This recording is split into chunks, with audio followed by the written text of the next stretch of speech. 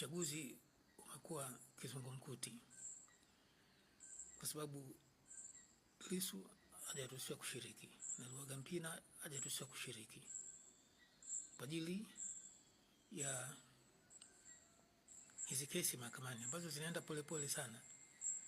Afu ili tatizo la kesi kuchelewa kuamuliwa mahakamani halijaanza leo.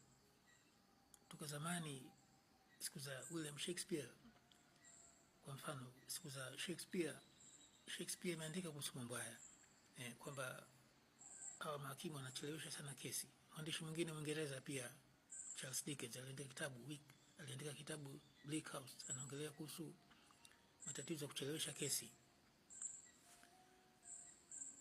Sasa huu ni wakati wa uchaguzi, na uchaguzi unafuata ratiba fulani, na ratiba hii kila mtu anaizingatia, lakini mahakama haitaki kuzingatia. Kwa nini sasa? Mahakama inafanya mambo kama vile wakati sio muhimu, lakini wakati ni muhimu. Kwa sababu Albert Einstein alisema time is the fourth dimension. Sasa kwa nini mahakama ipuuzie wakati?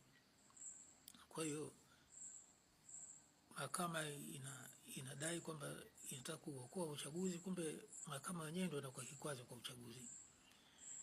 Kwa ajili hiyo nadhani Lissu angeachiliwa huru au Chadema iruhusiwe kushiriki kwenye uchaguzi, na